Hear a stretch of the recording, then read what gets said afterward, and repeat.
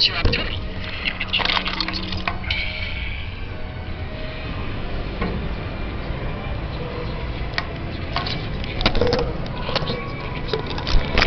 upside is that the low gravity will give you super jumping abilities. The down, the almost complete lack of an atmosphere. This is not home. There is nothing here to breathe. To find similar conditions of low temperature and pressure on Earth, you have to travel 3 times higher than a commercial airplane, to the very edge of space. Planetary scientist Bob Brown shows why you should keep your helmet on when visiting Mars. We have this, just a beaker full of water. We're going to put it in this little chamber. And attach a vacuum hose to the chamber and pull the air out of the chamber.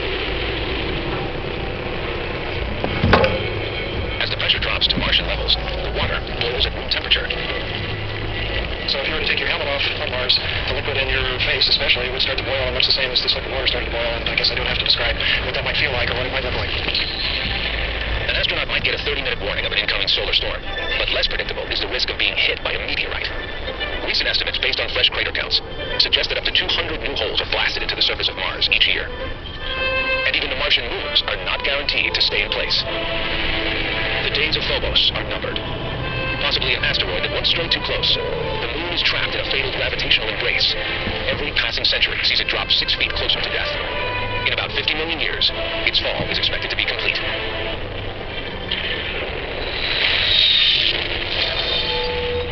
Thanks to our sharp-eyed spacecraft, Mars is opening up like never before. These are real landscapes that humans will one day marvel at in person. You know, if you're going to Mars, you want to go for the scenery, right? I mean, you're not going for the culture. You're not going for the climate. So you definitely want to go for the scenery. One thing that people forget is that when we've landed on Mars, we have to go to places that are safe, and safe equals pretty smooth and flat. There are places where the scenery on Mars is just breathtaking. Here's a bit of Mars that's anything but smooth and flat. The magnificent Valles Marineris. This titanic canyon system, over 2,500 miles long and 6 miles deep, is probably the grandest geological feature in the solar system. It's clearly the Red Planet's must-see destination. As a human being, it's the sheer gigantism of Mars that is amazing. The Valles Marineris beats the Grand Canyon hollow, and if you've ever seen the Grand Canyon, you will never forget it. Mars is a far more active world than previously thought. We see landslides of dust and gullies freshly carved by outflows of mysterious fluid. And this peculiar region has been claimed as a flash-frozen sea, complete with fossil icebergs. Likewise, there are glaciers, geologically recent, but now buried beneath a protective blanket of dust, waiting for the next change in climate. Still, most of the defining surface features of Mars were carved way back in the good old days. Certainly, something happened in the early history of Mars that led to great releases of water. And of course, people wonder, with that much water, could there have been ancient oceans? Could there have been environments that were very much like life environments on the early Earth? Early Mars was a different world. A world with a thicker atmosphere, with weather and water, possibly a vast, shallow northern ocean. This was really the time to go to Mars, when you didn't need a spacesuit. Perhaps just an oxygen tank and some warm clothes. When we reconstruct in our imaginations Mars of 3 billion years ago, we tend to make it like Earth, warm and cozy, but it wasn't. Mars, back in its wettest, warmest phase, was probably like Earth today in its coldest regions. So I'm imagining a place where the snow and ice is melting in the summer to form transient ponds and streams and ice-covered lakes. It's cold, it's wet, but it could be rich with life. This is the Mars that we want our astronauts to get their hands on, to bring back and study. The wet Mars of old, where we might find the evidence of life.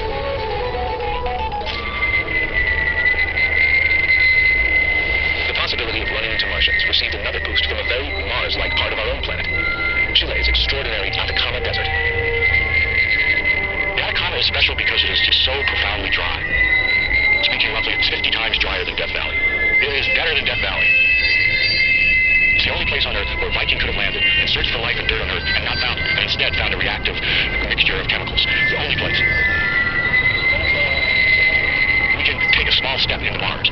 We can test ourselves. If we can't find the life in the dry core of the Atacama Desert, we're not ready to go to Mars. Perhaps we are ready. Because even here, in the driest corner of the driest desert on Earth, life has confounded scientists. Cyanobacteria have been found living inside the rock-hard salt of a long-gone lake. I'm looking at Mars from the point of view of a microbe. And as a microbe, I really need a very, very tiny amount of water. I could probably live my entire life happily in a tiny drop of water about the size of the point of a pen. Now, we've shown over the years that organisms that live in salt crust on the Earth have enough sunlight coming in so that they can go through their day-to-day activities but still be protected radiation, and we know there's salt crusts on Mars. So if Mars has any life at all, whether it is so small you can only see it with a microscope, or if they had a mammoth, it wouldn't matter to me. It's the whole question of, is there life at all on Mars? Either way, there certainly will be life on Mars the moment the first human traveler arrives. Whether it's alive or dead, a trip to this red planet has a lot to teach us about our lonely blue one and the universe beyond. Now, if you have two planets that are next to each other in the same solar system that both had independent origins of life, you would have to conclude that the chance of having life all over the universe, indeed even in other places in our solar system, would be very high. I think you could basically go to the bank and bet on it. We're not going to Mars just to search for life. We're going to Mars to search for a second genesis of life. We'd like to find something that's different from us, that doesn't have the same genetic history and genetic code that we have. And from my point of view, the more alien, the better. Now, the second possibility is that we find life on Mars, but my goodness, it has a genetic code exactly like us. It uses DNA. It's too coincidental. This is representing our cousins. Life either arose on Earth and went to Mars, or actually more likely that life originated on Mars and it was transported on a meteorite or a comet to the Earth early on, and in fact, our home planet is Mars.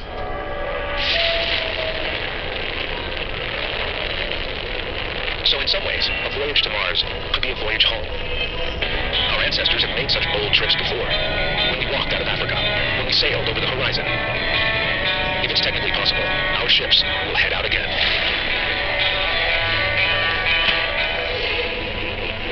I'd love to see boot prints in our wheel tracks. I would love to see boot prints on Mars.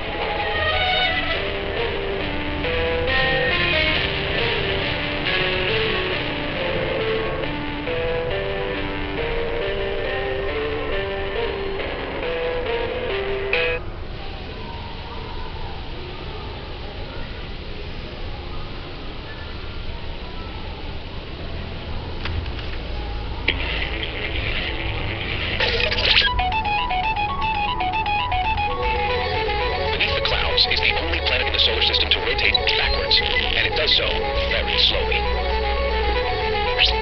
The sun, if you could see it, rises in the west and sets in the east. An entire day here lasts for 8 Earth months, which is longer than the Venusian year. Venus, you can walk around the planet faster than it rotates. The sky above is as heavy as it looks, loaded with CO2. Venus's cloud cover is mostly made of carbon dioxide. On the Earth, we have the same amount, but it's tied up in rocks like limestone. It's tied up in reefs. On Venus, all that carbon dioxide is in the air. It's the differences between worlds that are so intriguing. That's because 4.5 billion years ago, Venus and Earth started out as planetary twins. They were formed right next to each other. They're very close to each other in the solar system. They have similar sizes. Not only that, we now know that the planets were exchanging material early on. Bits of Earth were falling on Venus, and bits of Venus were falling on Earth. So if life started on any of these worlds, it may well have spread among them through these little chips getting knocked off from all the impacts that were happening now, all the big collisions. In the late 1950s, the space race begins. While America aims for the moon, Russia sets its sights on meeting the neighbors.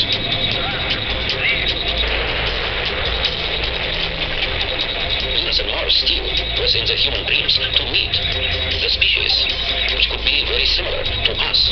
Venus was even easier than Mars to reach. But landing on Venus proved surprisingly difficult. One by one, the Soviet Venera probes disappear within the thick Venusian atmosphere.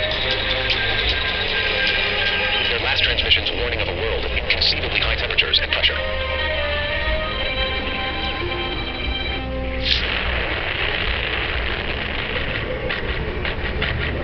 Persistence and tough Russian engineering eventually pay off. In 1975, the camera on the redesigned Venera 9 finally penetrates the Venusian veil. But what it sees is nothing like the tropical paradise imagined. This is the first ever picture taken from the surface of another planet. 7 years later, Veneras 13 and 14 sent back the first color postcards taken under Venusian skies. It means that standing on the surface of Venus, you will meet absolutely incredible situation. First of all, we will see not the blue skies, you will see red skies, orange in color. This is the hell. Real hell. Hell is a good description. This is what it's like to enter the Venusian underworld, a volcanic landscape ruled by crushing pressure and searing heat. No probe survives here for much more than a few hours, and none have ever returned. One of the most intriguing things about Venus is that we know that at some point point in Venus's history, it had an ocean, like the one we have here on Earth. There's been chemicals measured in the atmosphere that tell you at some point Venus had an ocean's worth of water that is now gone. In 1989, the space shuttle Atlantis launches the Magellan probe toward Venus. Roger all of that.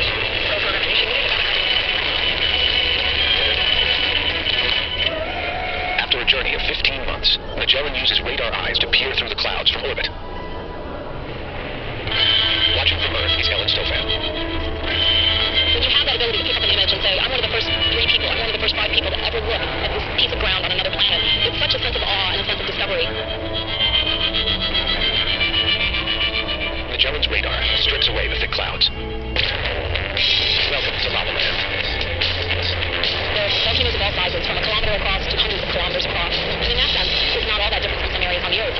But on the other hand, it's of course this dry world with no vegetation at all. It's the sheer number of volcanoes that sets Venus apart. This is a world that has been tortured by fire. Over 1,600 giant volcanoes puncture its surface. It's possible some are still active.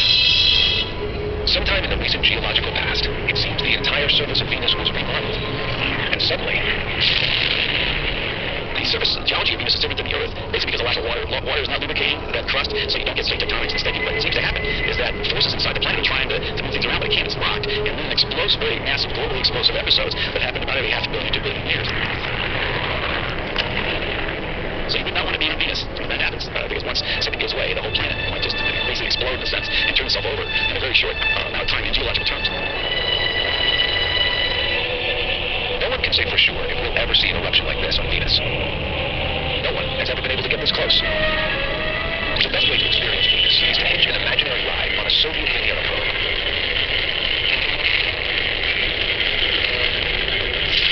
Well, it would be a wild ride. Clouds start about 40 miles up, some 5 times higher than the Earth's. What are those clouds made out of? They're not made out of water. They're made out of a completely different substance. They're made out of sulfuric acid. Everywhere you go, the atmosphere can try to eat you away. As you get deeper, things heat up. The thickening atmosphere allows the sun's heat in, but not out. It's also getting dense. So dense, your probe drops like a coin in water. As we descended, gradually, the surface will gradually sort of appear to us as if we're approaching the bottom of the ocean.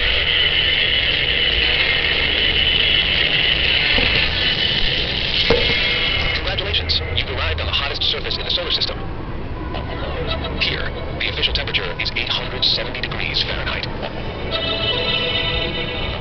Day or night, equator or pole, the searing heat never varies more than a few degrees. And it's why we have so few snapshots from the Venusian surface. So why is it so hard to bring scientific instruments to the surface of Venus? What about an ordinary camera? There's plenty of light there. Why not just send a camera and take pictures? I've got my NASA-issued spacesuit here, my special Venus suit, and let's take this camera and send it to Venus and see what happens.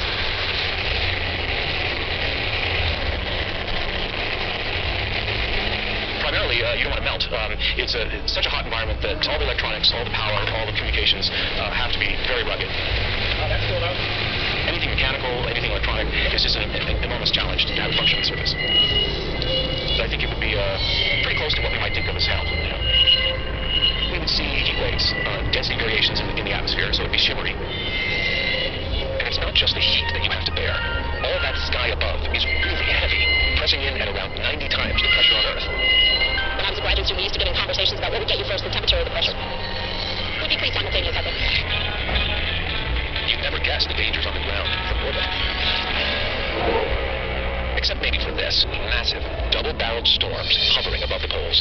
These what we call dipole features are twirling around. We don't know really what they are, but the whole feature itself is only 1,000 or 2 kilometers across, so not very big, but it has like a figure 8 type of look to it. Believed to be created by winds that roar around the equator at speeds up to 230 miles per hour. These hurricanes can split into 3 and even 4. And the wild weather doesn't end there, because the hottest planet in the solar system even has snow, but not as we know it. All of a sudden in the radar images, all the mountains go white.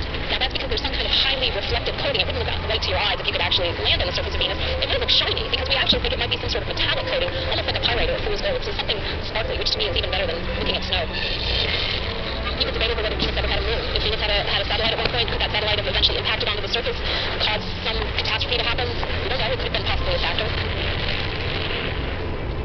Perhaps such an impact explains both the strange calendar and climate on Venus. Was it hit hard enough to flip upside down, and for its day to be slowed to a crawl?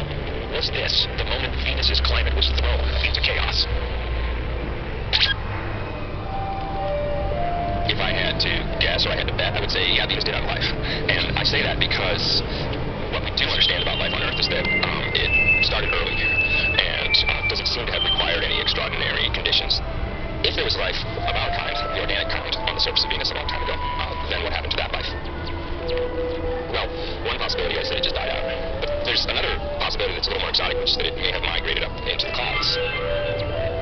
There's some speculation that Venus might actually still harbor life, even though it is such a hostile place. And the reason is that, well, gee, at one time, Venus was like the Earth for the first 2 billion years or so of its history. So if life were to grab a hold, maybe life was able to stay ahead of the environmental disaster that befell Venus of the water basically left the planet. What we'd like to do is explore the regions that haven't been explored before. And so I would pick Alpha Regio here. That's probably the first place I would go. I'd love to go see those snow-filled mountain peaks with metallic snow and see if we can feel what's going on there. Maybe some sports that can be curly does sliding down those metallic snows.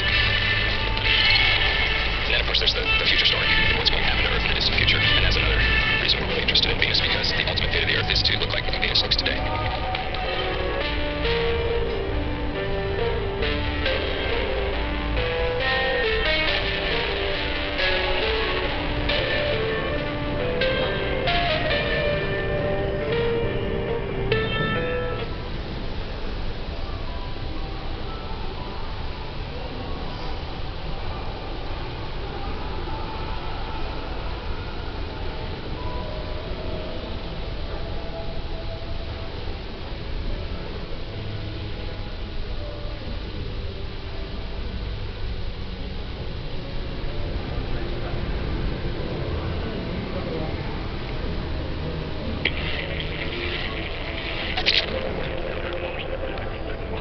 Closest to the sun, Mercury is the ultimate summer vacation. Step out of your spacecraft, and sizzling temperatures are guaranteed for a day that lasts 3 months. And when the sun finally does set, the nightlife begins with a unique cosmic light show. This is one pockmarked planet worth taking a closer look at. Like our moon, Mercury is covered in craters. You can't look at the moon or Mercury without seeing exact craters. It's a good thing Brett Denevi loves a big impact. As a member of the imaging team on the current Messenger mission to Mercury, she sees a lot of them. What's exciting for me is I get to be one of the first people to see these images of places on the planet that we've never seen before. Most people come here to Meteor Crater in Arizona to see a big hole in the ground. Brett's desires run deeper. If you want to study impact craters on Mercury, this is the best place to come. I mean, this is the most well-preserved impact crater on Earth. It's the closest you're going to get. Wonder what it would be like to take a stroll on Mercury? You can walk around Meteor Crater in about an hour. But on Mercury, you wouldn't know when to stop. Craters here stretch as far as the eye can see.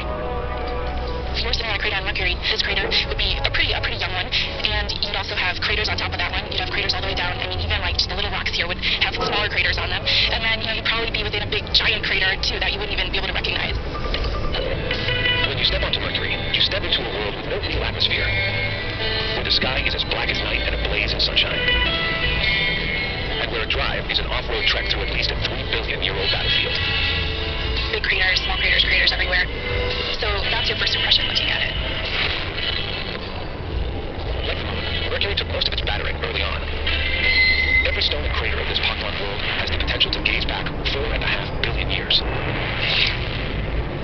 But counting these craters is just the first challenge when it comes to revealing a planet like Mercury. Always low on the horizon, so it's hard to point a telescope at it from Earth. It's hard to get into orbit around Mercury because it's so close to the sun. For that reason, Mercury remains one of the most underexplored planets in our solar system. Once you arrive, you'll have to reset your watch for a time zone like no other. It has such an unusual orbit and rotation period. The days and nights are very strange. A Mercurian year is just 88 Earth days long, thanks to its quick sprint around the sun. But it rotates so slowly, a single day takes much longer. The day on Mercury is more like half a year on Earth's terms. Hidden in these fuzzy black and white postcards for over 30 years are clues that point to one of Mercury's biggest puzzles. It's been shrinking. Mercury doesn't have plate tectonics like the Earth does, so we know that Mercury's crust is under a lot of compression.